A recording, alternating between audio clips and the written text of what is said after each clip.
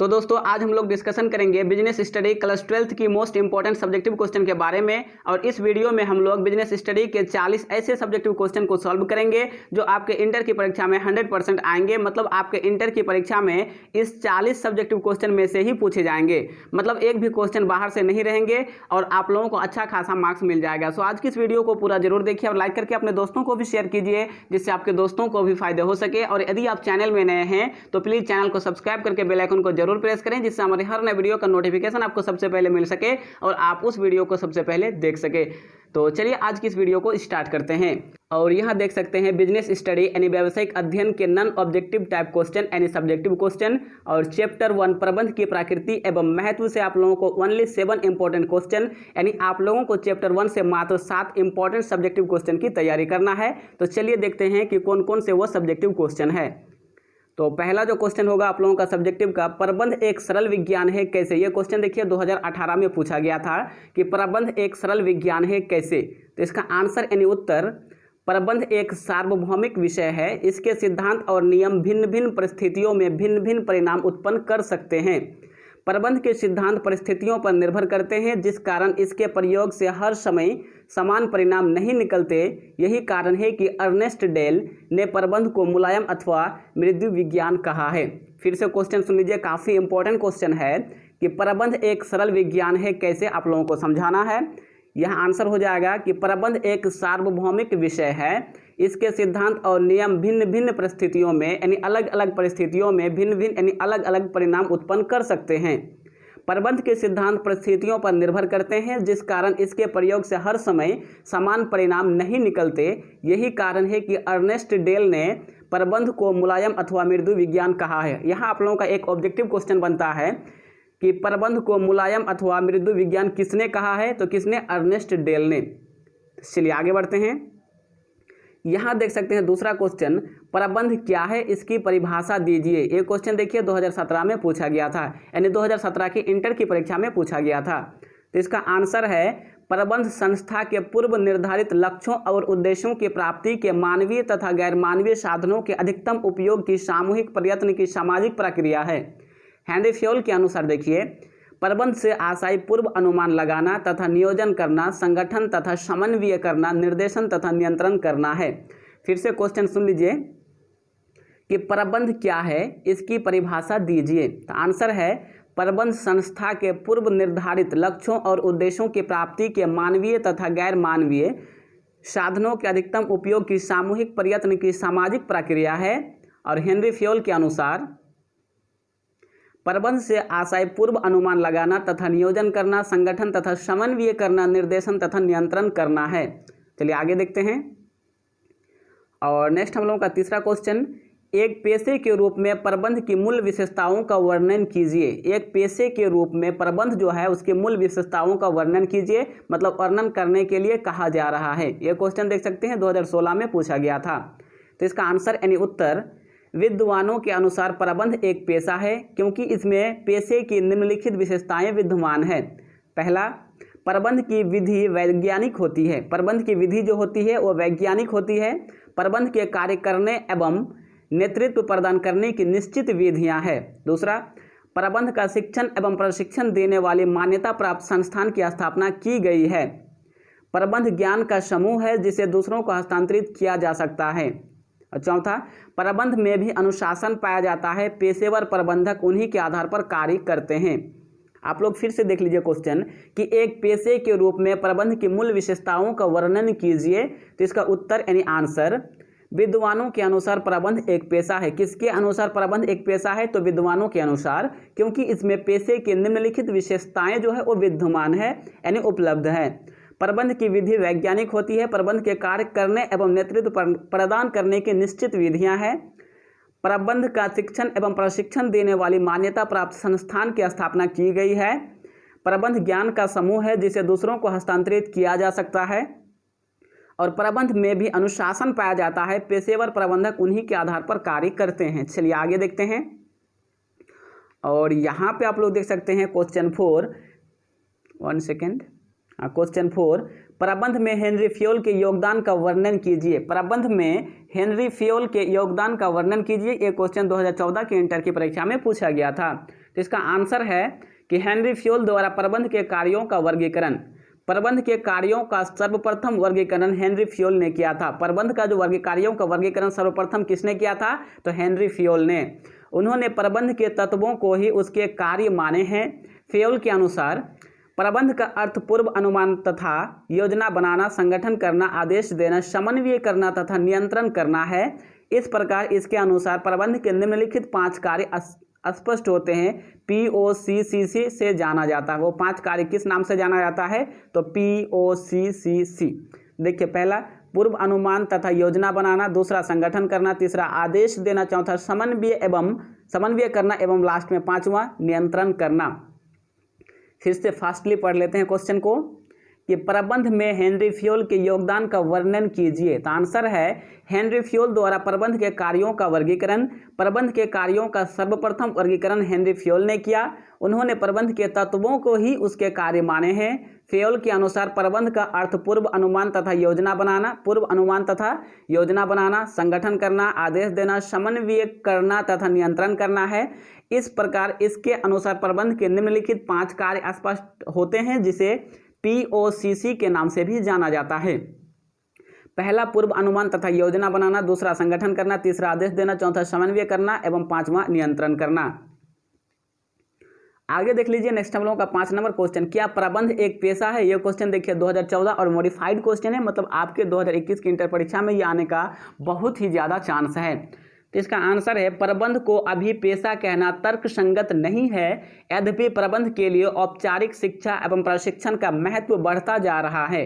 यह भी स्वीकार किया जा चुका है कि वही व्यक्ति संस्थाओं का प्रबंध करने में सफल हो सकता है जो प्रबंध शास्त्र का अच्छा ज्ञाता यानी जानकार हो। प्रबंध के सामाजिक उत्तरदायित्व का महत्व भी दिनों दिन बढ़ता जा रहा है। प्रबंधकों के संघों की स्थापना भी अब होने लगी है, किंतु फिर भी प्रबंध को संभालने के इच्छुक व्यक्तियों की न्यूनतम योग्यता कानूनी रूप से निर्धारित नहीं की गई है और न ही इस कार्य में प्रवेश पाने वालों के लिए लाइसेंस प्राप्त करने की कोई व्यवस्था है। प्रबंधकों की कोई आचार संहिता भी नहीं है। फिर से सुन लीजिए कि क्या प्रबंध एक पेशा है? तो इसका आंसर होगा प्रबंध को अभी जो है पेशा कहना तर्कसंगत नहीं है। यद्यपि प्रबंध के लिए औपचारिक शिक्षा एवं प्रशिक्षण का महत्व भी बढ़ता जा रहा है।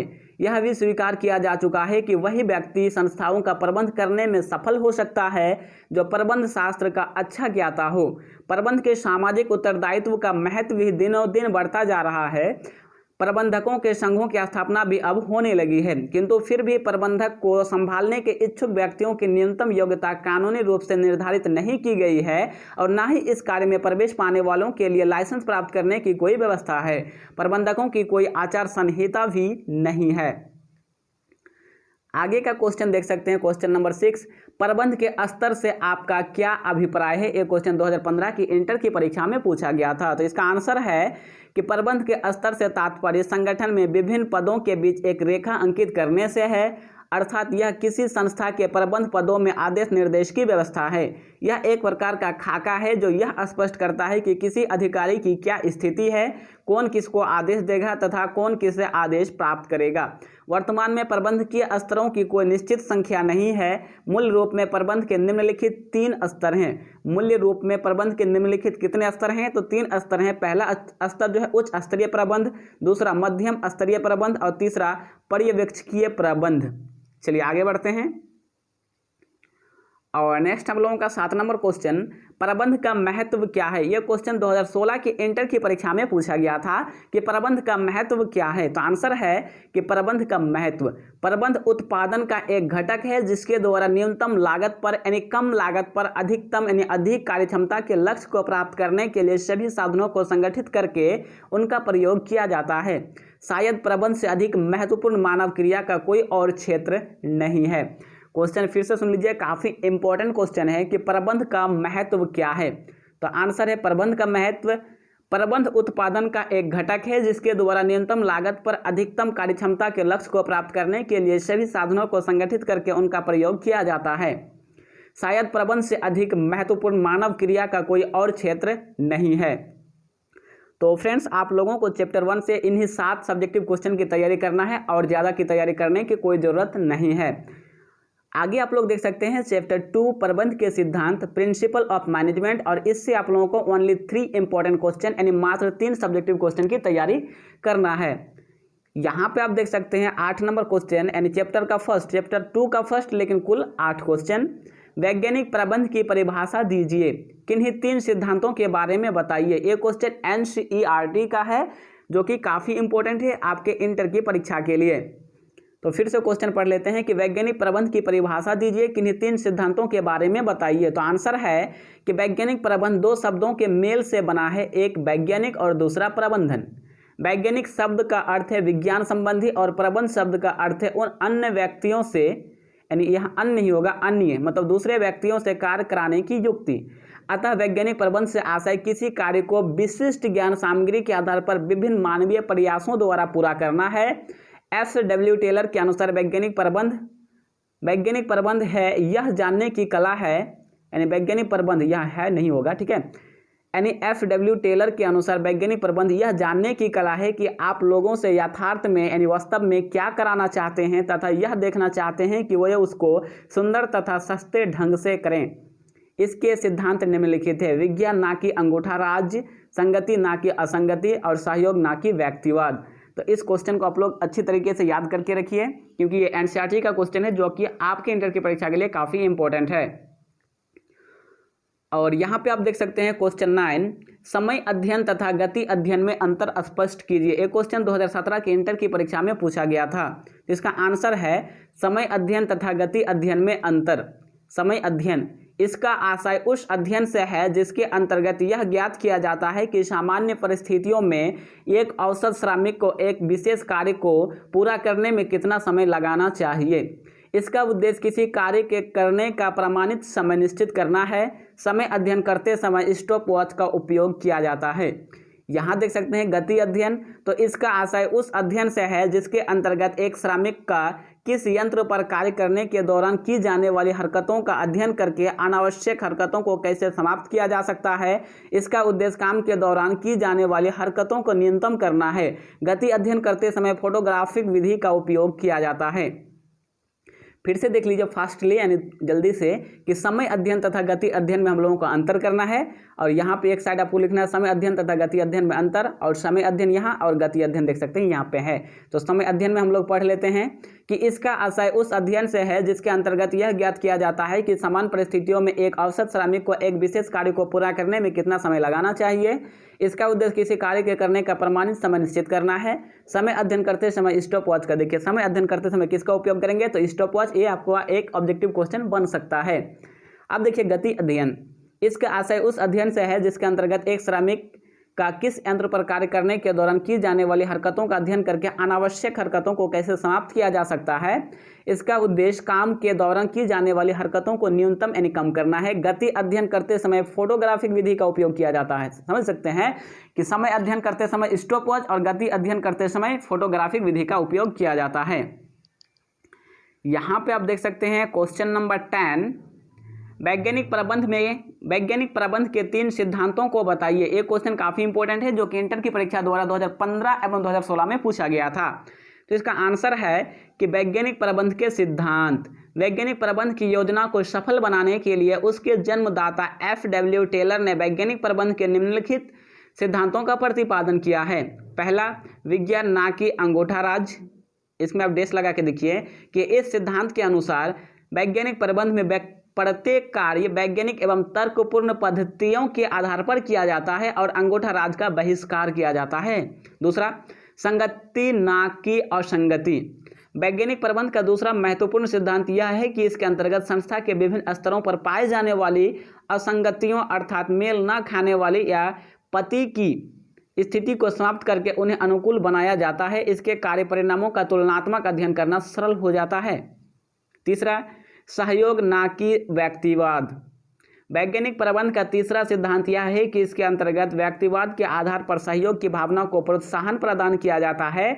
यह सहयोग न केवल कर्मचारियों में आपस में ही बल्कि कर्मचारियों और मालिक में भी हो। और आगे हम लोगों का चैप्टर 3 व्यावसायिक पर्यावरण यानी बिजनेस इन्वायरमेंट से आप लोगों को ओनली 1 यानी आपको जो है चैप्टर 3 से मात्र एक ही सब्जेक्टिव क्वेश्चन की तैयारी करना है। और देख लीजिए वो कौन सा सब्जेक्टिव क्वेश्चन है, तो वो है हम लोगों का 11 नंबर क्वेश्चन, यानी इसका 11 नंबर, इस वीडियो का 11 नंबर क्वेश्चन, व्यावसायिक पर्यावरण से आप क्या समझते हैं। ये क्वेश्चन 2015 में पूछा गया था। तो इसका आंसर यानी उत्तर, व्यावसायिक पर्यावरण अथवा वातावरण का अर्थ व्यावसायिक वातावरण से आशय उन समस्त घटकों, शक्तियों, परिस्थितियों के योग्य से है जो प्रत्यक्ष या अप्रत्यक्ष रूप से व्यवसाय को प्रभावित तो करते हैं, किंतु उन पर व्यावसायिक संस्था यानी प्रबंध का कोई नियंत्रण नहीं होता है। फिर से सुन लीजिए, क्वेश्चन काफ़ी इंपॉर्टेंट है कि व्यावसायिक पर्यावरण से आप क्या समझते हैं। तो इसका आंसर है कि व्यावसायिक पर्यावरण अथवा वातावरण का अर्थ व्यावसायिक वातावरण से आशय उन समस्त घटकों, शक्तियों, परिस्थितियों के योग से है जो प्रत्यक्ष या अप्रत्यक्ष रूप से व्यवसाय को प्रभावित तो करते हैं, किंतु उन पर व्यावसायिक संस्था यानी प्रबंध का कोई नियंत्रण नहीं होता है। और फ्रेंड्स, मैं आप लोगों को बता दूं कि इससे पहले मैंने अकाउंटेंसी का सब्जेक्टिव क्वेश्चन वाली वीडियो अपलोड कर चुका हूं। अगर आपने उन वीडियो को नहीं देखे हैं तो लिंक इस वीडियो के डिस्क्रिप्शन में मिल जाएगा, जाकर देख लीजिए, या फिर आप इस वीडियो को पूरा देखिए और पूरा देखने के बाद अंत में आपको इस बॉक्स में, ठीक है, इस बॉक्स में एक वीडियो मिलेगी, वो हम लोगों की अकाउंटेंसी की वीडियो होगी, तो उसे आप जरूर देखिएगा। लेकिन इस बिजनेस स्टडी को कंप्लीट देखने के बाद, यानी इस बिजनेस स्टडी की वीडियो को कंप्लीट देखने के बाद, तो चलिए हम लोग आगे बढ़ते हैं। यहाँ आप लोगों का चैप्टर 4 नियोजन यानी प्लानिंग से ओनली 6 इंपॉर्टेंट क्वेश्चन, यानी चैप्टर 4 से आप लोगों को 6 सब्जेक्टिव क्वेश्चन की तैयारी करना है। चलिए देखते हैं कि कौन कौन से वो 6, और बहुत काफ़ी छोटा छोटा क्वेश्चन है कि नियोजन का अर्थ एवं परिभाषा बताइए। एक क्वेश्चन 2010 में पूछा गया था। तो इसका आंसर है नियोजन का अर्थ एवं परिभाषाएं। नियोजन प्रबंध का प्रमुख एवं प्राथमिक कार्य है। नियोजन का अर्थ भविष्य के बारे में अनुमान लगाना है। नियोजन में इस बात का निर्णय करना कि क्या करना है, कहाँ करना है, कब करना है, कैसे करना है और किस व्यक्ति द्वारा किया जाना है शामिल किया जाता है। और आगे देखिए 13 नंबर क्वेश्चन, क्या केवल नियोजन सफलता सुनिश्चित करता है। देखिए क्वेश्चन 2018 में पूछा गया था कि क्या केवल नियोजन जो है वो सफलता सुनिश्चित करता है। तो इसका आंसर होगा नहीं। सफलता प्राप्त करने के लिए नियोजनकर्ता को प्रयास भी करना होता है। आगे देखिए हम लोगों का 14 नंबर क्वेश्चन, नियोजन किस प्रकार नियंत्रण को संभव्य बनाता है। ये क्वेश्चन 2017 की इंटर की परीक्षा में पूछा गया था। इसका आंसर है कि नियोजन के अंतर्गत प्रत्येक प्रबंध अपने अधीनस्थों की प्रक्रिया पर सर्वोत्तम ढंग से नियंत्रण स्थापित करने का प्रयत्न करता है। नियोजन को प्रभावी बनाने के लिए नियोजित ढंग से अधीनस्थों के क्रियाकलापों का माप भी किया जाता है। यही नहीं, बजट भी नियोजन का एक अंग है और साथ ही यह नियंत्रण का भी एक अंग है। अतः बजट द्वारा भी प्रबंधकीय नियंत्रण प्रभावी बनता है। आगे देख सकते हैं 15 नंबर क्वेश्चन, नियोजन एक निरंतर चलने वाली प्रक्रिया है, कैसे समझाइए। एक क्वेश्चन 2015 में पूछा गया था कि नियोजन एक निरंतर यानी लगातार चलने वाली प्रक्रिया है, कैसे समझाना है। तो आंसर होगी कि नियोजन एक ऐसी प्रक्रिया है जो संस्था के साथ ही प्रारंभ होती है और संस्था के समाप्त होने पर ही समाप्त होती है। अर्थात जब तक कोई संस्था चल रही है नियोजन प्रक्रिया भी चलती रहती है।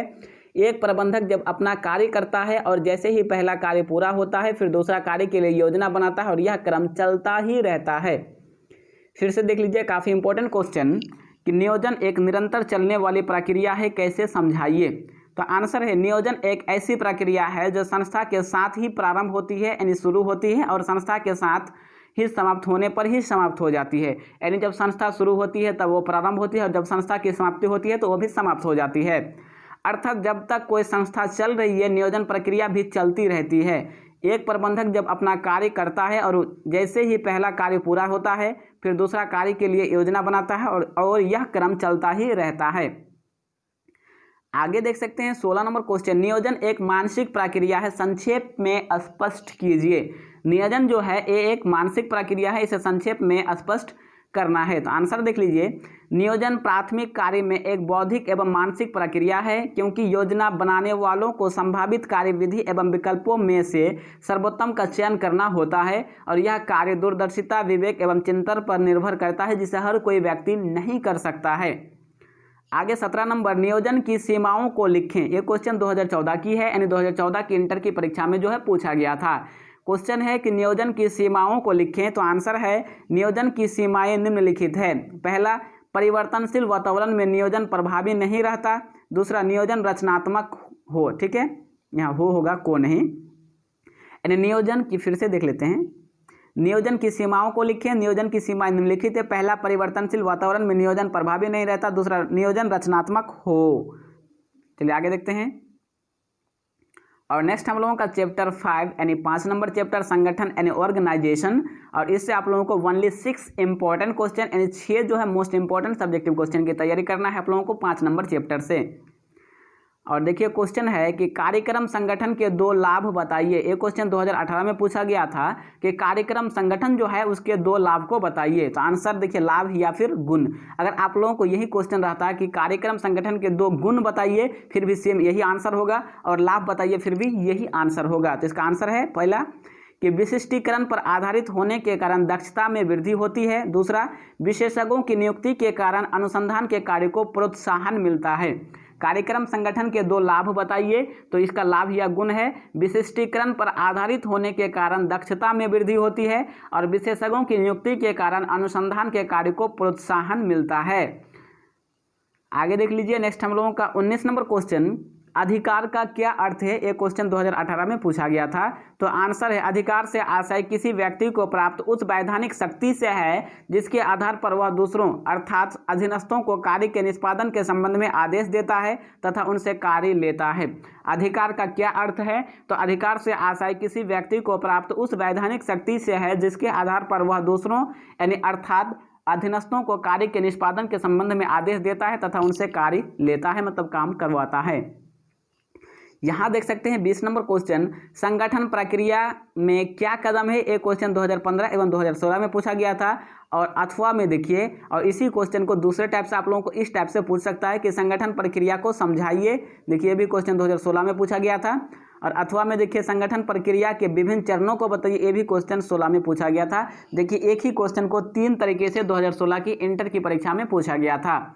तो ये काफ़ी इंपॉर्टेंट क्वेश्चन है आपके 2021 की जो इंटर की परीक्षा होने वाली है उसके लिए। तो इसका आंसर यानी उत्तर, संगठन प्रक्रिया के अंतर्गत उठाए जाने वाले प्रमुख कदम निम्नलिखित है। पहला, संस्था के उद्देश्यों एवं लक्ष्यों का निर्धारण करना। दूसरा, विभिन्न क्रियाओं का निर्धारण करना। तीसरा, क्रियाओं का श्रेणीबद्ध किया जाना। और चौथा, कर्मचारियों के मध्य कार्य का आवंटन। ये क्या है, तो ये चारों जो है संगठन प्रक्रिया में कदम है। तो 20 का ए रहा मतलब सही आंसर, 20 का सही आंसर ए रहा। और नेक्स्ट हम लोगों का 21 नंबर क्वेश्चन, अंतरण के तत्वों का वर्णन कीजिए। एक क्वेश्चन 2014 में पूछा गया था कि अंतरण के तत्वों का वर्णन कीजिए। तो आंसर है अंतरण से तात्पर्य उत्तरदायित्व तथा अधिकार को दूसरों के सुपुर्द करने तथा निष्पादन हेतु जिम्मेदारी सृजन से है। अंतरण तत्व इस प्रकार हैं, पहला अधिकार, दूसरा उत्तरदायित्व, तीसरा जवाबदेही। तो अधिकार से तात्पर्य एक व्यक्ति के उस अधिकार से है जिसके आधार पर वह अपने अधीनस्थों को नियंत्रित करता है। और उत्तरदायित्व एक अधीनस्थ कर्मचारी के लिए दिए गए कार्य का भली भांति निष्पादन करना उसका आवश्यक उत्तरदायित्व है। और जवाबदेही निसंदेह अधिकार अंतरण एक कर्मचारी को अपने उच्च अधिकारी के प्रति काम करने की सामर्थ्य देता है, लेकिन फिर भी जवाबदेही अभी भी उच्च अधिकारी की ही बनी रहती है। ये क्वेश्चन को फिर से हम लोग पढ़ लेते हैं कि अंतरण के तत्वों का वर्णन कीजिए। तो आंसर, अंतरण से तात्पर्य उत्तरदायित्व तथा अधिकार को दूसरों के सुपुर्द करने तथा निष्पादन हेतु जिम्मेदारी सृजन से है। अंतरण तत्व इस प्रकार हैं, पहला अधिकार, अधिकार से तात्पर्य एक व्यक्ति के उस अधिकार से है जिसके आधार पर वह अपने अधीनस्थों को नियंत्रित करता है। उत्तरदायित्व एक अधीनस्थ कर्मचारी के लिए दिए गए कार्य का भली भांति निष्पादन करना उसका आवश्यक उत्तरदायित्व है। और तीसरा, निसंदेह अधिकार अंतरण एक कर्मचारी को अपने उच्च अधिकारी के प्रति काम करने की सामर्थ्य देता है, लेकिन फिर भी जवाबदेही अभी भी उच्च अधिकारी की ही बनी रहती है। आगे देख सकते हैं 22 नंबर क्वेश्चन, क्रियात्मक संगठन क्या है, इसकी क्या विशेषताएं हैं। यह क्वेश्चन 2017 में पूछा गया था। तो इसका आंसर यानी उत्तर, क्रियात्मक संगठन वह संगठनात्मक व्यवस्था है जिसमें अधिकार की रेखाएं कई क्रियात्मक विशेषज्ञों के मध्य से होती हुई प्रत्येक श्रमिक तक पहुंचती है। अधिकार का प्रत्येक स्तर योजना एवं अपने अधीनस्थों के संपूर्ण नहीं बल्कि कुछ कार्यों के लिए उत्तरदायी होता है। और विशेषता देख लीजिए, विशिष्टीकरण पर आधारित होने के कारण दक्षता में वृद्धि होती है। दूसरा, विशेषज्ञों की नियुक्ति के कारण अनुसंधान के कार्य को प्रोत्साहित करती है। यहाँ पे आप देख सकते हैं 23 नंबर क्वेश्चन, क्या उत्तरदाता का अंतरण किया जा सकता है, लिखिए। उत्तरदाता जो है उसका अंतरण किया जा सकता है या नहीं, आप लोगों को लिखना है। तो आंसर में उत्तरदाता के बारे में एक महत्वपूर्ण प्रश्न यह उठता है कि क्या एक अधिकारी अपने अधीनस्थों को अधिकारों का अंतरण करके अंतिम उत्तरदाता से मुक्त हो जाता है। अर्थात क्या वह अधिकार सौंपने पर अधीनस्थों द्वारा किए जाने वाले कार्यों की सफलता या असफलता के लिए अपने उच्च अधिकारियों के प्रति जवाबदेह नहीं रहता है। अर्थात क्या एक अधिकारी का उच्च अधिकारी सीधे ही अधिकारी के अधीनस्थों को जिम्मेदार ठहरा सकते हैं।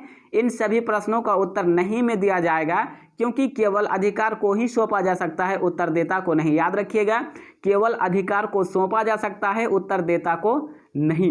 तो फ्रेंड्स, आज हम लोगों ने जो है चैप्टर 5 तक यानी 5 चैप्टर तक की सब्जेक्टिव क्वेश्चन को कंप्लीट कर लिया है। और नेक्स्ट वीडियो यानी दूसरी वीडियो में हम लोग चैप्टर 6 से लेके यानी चैप्टर 13 जो आप लोगों का और चैप्टर जितना बचा हुआ उसको कंप्लीट करेंगे। और फ्रेंड्स, आज की यह वीडियो कैसी लगी? अगर वीडियो अच्छी लगी हो तो प्लीज़ वीडियो को एक लाइक कर दीजिए। और यहाँ पे आप लोगों को मिल जाएगा चैप्टर 2 की वीडियो जब अपलोड हो जाएगी। तो चलिए मिलते हैं फिर नेक्स्ट वीडियो में, तब तक के लिए बाय।